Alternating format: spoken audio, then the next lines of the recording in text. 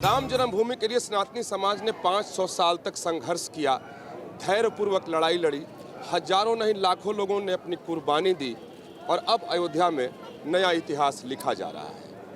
80 के दशक के शुरुआती दौर में राम जन्मभूमि को मुक्त कराने के लिए आंदोलन की शुरुआत हुई और वो आंदोलन चली और चलते चलते वो दिन भी आ गया कि अब 22 जनवरी को भगवान रामलला जन्मभूमि पर बने भव्य और दिव्य मंदिर में विराजेंगे। जो 80 के दशक में आंदोलन की शुरुआत हुई, उसके महानायक विनय कटियार मेरे साथ हैं और हनुमानगढ़ी पे अभी मौजूद हैं।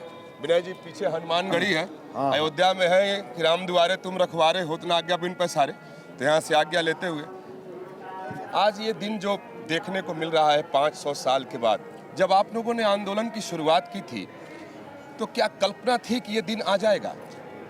निश्चित कल्पना थी कि ये दिन आएगा, क्योंकि सत्य निष्ठा साथ में थी, ताकत भी थी, संगठन की भी ताकत थी।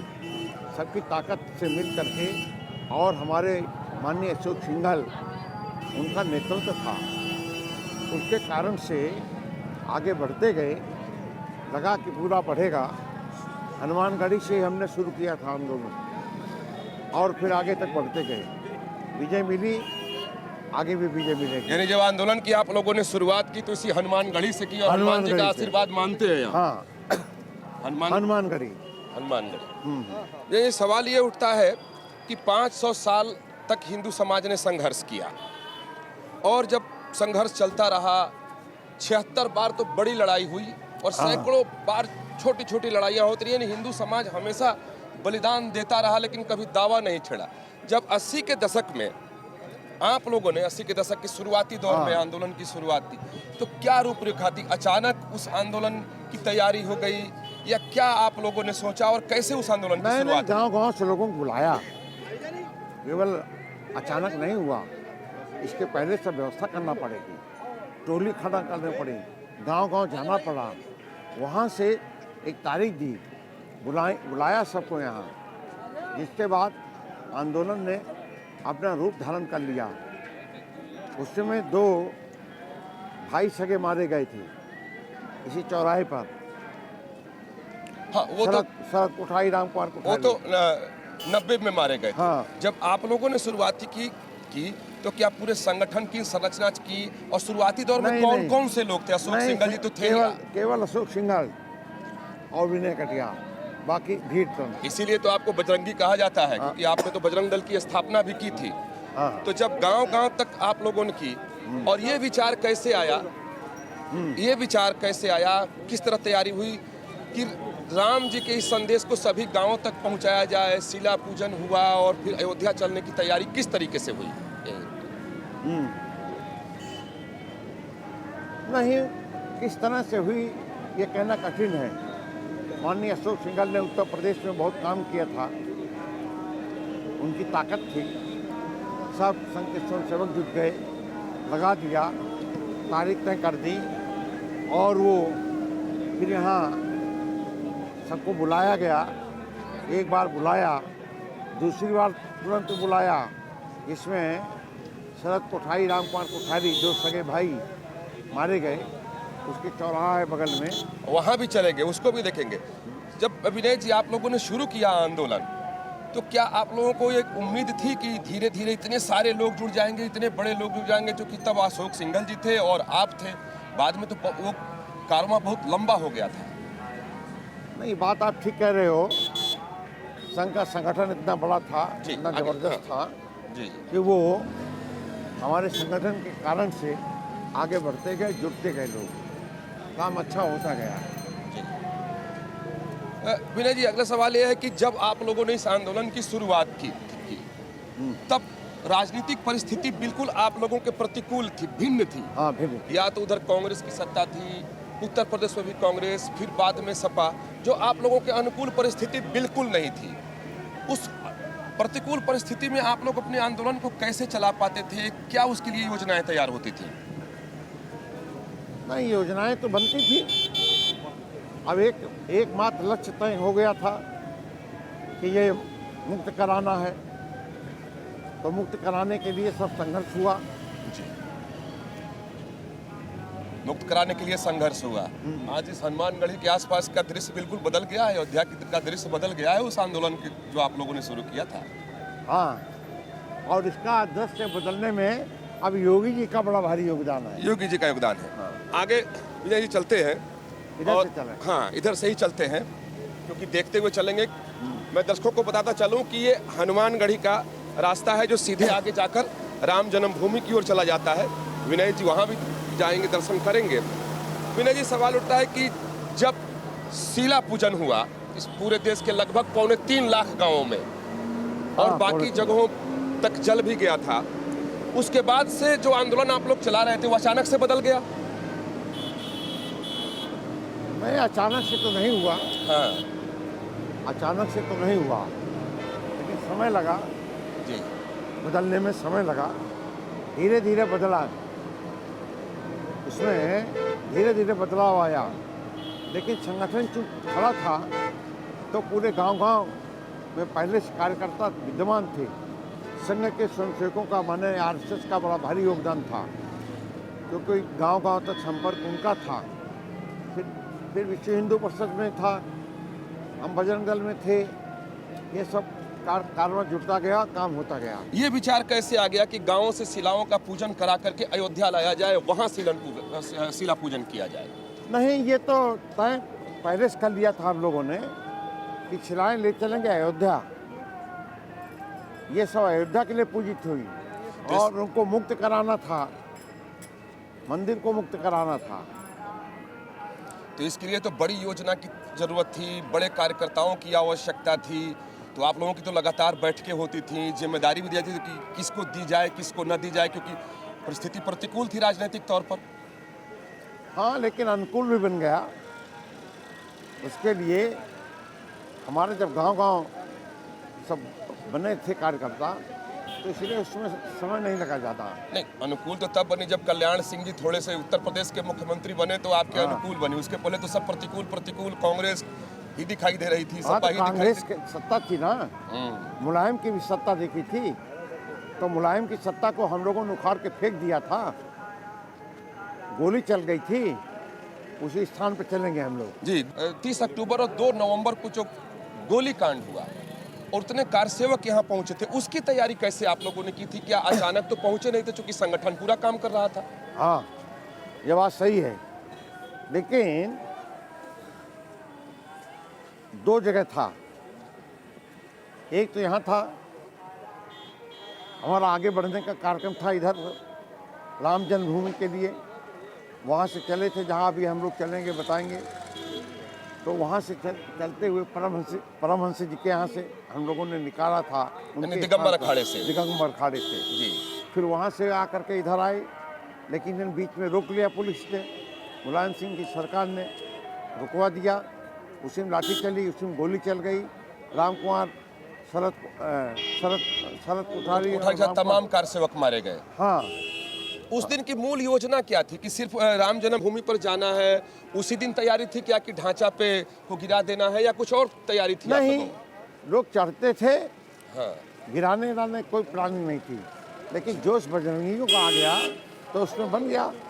नहीं, जो जिस दिन गोली कांड हुआ था उस दिन की क्या तैयारी थी? क्योंकि हर व्यक्ति के मन में कोई तैयारी नहीं थी। तो फिर गोली कैसे चली और इतने सारे मारे गए लोग? नहीं, वो तो मुलायम ने मरवाया ना।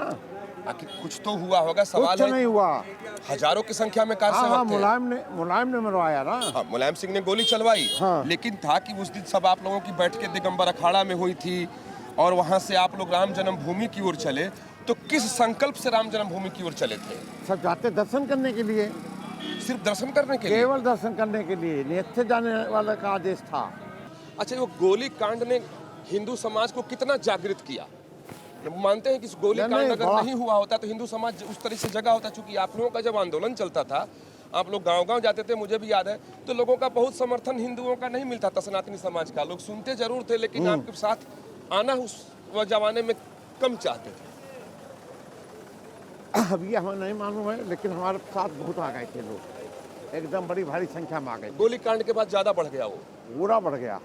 अच्छा, जब वो अब ढांचे वाली बात हम करते हैं विनय जी, कि जिस दिन ये ढांचा गिरा अशोक सिंघल जी, लाल कृष्ण आडवाणी जी, मुरली मनोहर जोशी जी, तब तक राम मंदिर आंदोलन आपकी बीजेपी का एजेंडा भी बन गया था। हाँ। पहले तो ये विश्व हिंदू परिषद और आपके बजरंग दल का एजेंडा था, हिंदू समाज का था। तब बीजेपी ने भी अपना संकल्प ले लिया था कि राम मंदिर अब उसका मुख्य मुद्दा होगा। हाँ। जिस दिन ये ढांचा गिरा, उस दिन क्या आप लोग सोच कर आए थे कि हाँ आज फतह कर लेना है, आज वहाँ चढ़ाई करके नहीं, बार बार बुलाना ठीक नहीं था। एक बार निपटा देना ज़्यादा अच्छा होता है। पूरा बार बार से क्या मतलब था, इसलिए उस ढांचे को हटाओ।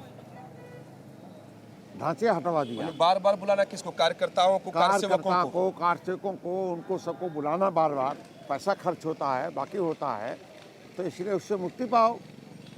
उस जमाने में सुनने में आता है कि आप लोगों को धना भाव भी बहुत होता था अपने आंदोलन कोई धना नहीं रहता था। अच्छा, सब ठीक रहता था, लोगों का सहयोग मिल जाता था, सब सहयोग रहता था। अब ये विनय जी से बातचीत आगे जारी रहेगी। अब इनके साथ हम चलेंगे और उस स्थान को भी देखेंगे और इनके मुख से ही सुनेंगे कि जहाँ गोलीकांड हुआ था, कोठारी बंधु मारे गए, अनगिनत कारसेवक मारे गए, और उसके बाद बिल्कुल राम मंदिर आंदोलन की दशा दिशा सब कुछ बदल गई। क्योंकि जब तक ऐसा गोलीकांड नहीं हुआ था तो लोग राम मंदिर को लेकर के आंदोलन तो 500 साल से कर रहे थे, लेकिन गोलीकांड के बाद से अचानक ही इस देश के हिंदुओं ने शायद संकल्प ले लिया, और उसी का नतीजा है कि आज भव्य और दिव्य राम मंदिर बन रहा है। अब शहीद पथ पर विनय कटियार जी के साथ आ गए हैं। इसको शहीद पथ इसलिए कहा जाता है क्योंकि जब गोलीकांड हुआ था, कारसेवकों पर गोली बरसाई गई थी, उनकी हत्या की गई थी, उसका गवाह ये पथ है। और अब उस स्थान पर चलेंगे कि जहाँ ये लाल कोठी है, यहीं पर 100 रखे गए थे। अच्छा, ये यहाँ पर 100 रखे गए थे। हाँ, इस कोठे में, इसमें कारसेवकों को, इस घर के अंदर अच्छा वहाँ। हाँ, नहीं नहीं, ये है। अच्छा, यहाँ भी हाँ, लाल कोठी वाला आगे है, लाल कोठी। ये कुआं। हाँ, कुआं है। अब देखें कि ये जगह जहाँ कारसेवकों पर गोली बरसाई गई थी, जिस मंदिर का दरवाजा खोला गया था कारसेवकों के लिए, ये सामने जो कुआं विनय जी, यही वो कुआं है, शहीद कुआं, जिसमें कारसेवक क्या था, उस समय क्या हुआ था यहाँ पर? आ चुकी आप मौजूद थे, आपके आंख के सामने वो गोली कांड हुआ, कोठारी बंधु मारे गए। नहीं, वो चौराहे पर हुआ। वहां से गोलीकांड वहाँ हुआ, शुरू, वहीं लोग मारे गए। आए थे तो इधर से ना। अच्छा, आने वाले इधर से आए थे। हाँ, बाकी गोली वहाँ से चली। उस वहां से गोली चलनी शुरू हो गई। ये पूरा कारसेवकों से भरा हुआ इलाका, भरा हुआ था। ये कारसेवकों से भरा हुआ इलाका था। और ये जो मंदिर सामने जो दिखाई दे रहा है, हाँ, इस मंदिर के ठीक बगल की दीवार पर कोठारी बंधुओं के 100 को शायद उस समय आप लोगों ने नहीं यहीं में रखा था। अच्छा, ये आ जाए यहाँ। हाँ, ये लोग जाए। हाँ, गाड़ियाँ क्यों रुकी? अच्छा, यहाँ पर ये जो जगह थी, या उसके अंदर? ये जो अंदर नहीं, यहीं रखा था। अच्छा, यहाँ क्या क्या क्या हुआ था विनय जी उस दिन? जरा आपने अपनी आंखों को देखी जो, क्योंकि आप मौजूद थे। अशोक सिंघल जी भी घायल हो गए थे उस समय जब गोली कांड हुआ 90 में। ये तो यहाँ की स्थिति क्या थी उस समय? नहीं, सब दिल्ली की स्थिति। और यहीं साथ रखे गए थे? 100 यहीं रखे थे। 100 उनको ले गए बाद में। अच्छा, हाँ, अस्पताल ले गए। 100 थे, तब पोस्टमार्टम होना था, बाकी होना था, तो वो वहाँ चले गए। बाद में उनका संस्कार किया यहीं। कलकत्ता से उनकी बहन आई, कोठारी बंधुओं की माता जी आई, वो सब आई। बड़ा विवश दृश्य था। आप लोग कैसे छिपे यहाँ पर? कहाँ? हम लोग छिपे नहीं कहीं। जान कैसे बची फिर? नहीं, वहीं चौराहे पर गोली चली। हाँ, चली। भगदड़ मची? कोई भगदड़ नहीं मची। लोग गोली खाते रहे? गोली क्या, वहाँ पर 2 लोग मर गए ना, दोनों भाई। हाँ, मर गए। वो मर गए। एक भाई को गोली लगी तो दूसरा भाई ने उठाने की कोशिश की, उसको गोली मार दी। हाँ, तो मृत्यु हो गई उसी जगह। अब विनय जी के साथ कार्यशाला पहुंच चुके हैं, वो कार्यशाला जहां जब उम्मीद नहीं थी कि राम जन्मभूमि पे मंदिर बनेगा या नहीं बनेगा, तब से पत्थर मंदिर के लिए तराशे जा रहे हैं, तभी मॉडल बना लिया गया था। अब विनय जी के साथ जानेंगे, अंदर चलेंगे, देखेंगे कि आखिर वो कौन सा आत्मविश्वास था, वो कौन सी अनुभूति थी, आखिर क्या आधार था कि इस कार्यशाला को बिना किसी उम्मीद के बना दिया गया था। विनय जी, अब हम लोग कार्यशाला में हैं। सवाल उठता है, इधर से निकलेंगे पूरी, कि जब आप लोग आंदोलन चला रहे थे, पहले अंदर विनय जी मंदिर का दर्शन करेंगे। वो कौन सा आत्मविश्वास था कि आप लोगों ने कार्यशाला बना दी और मंदिर के लिए पत्थर गढ़ना शुरू कर दिए? ये आत्मविश्वास जो होता है ना, और सबसे बड़ा आत्मविश्वास माननीय अशोक जी सिंघल को था।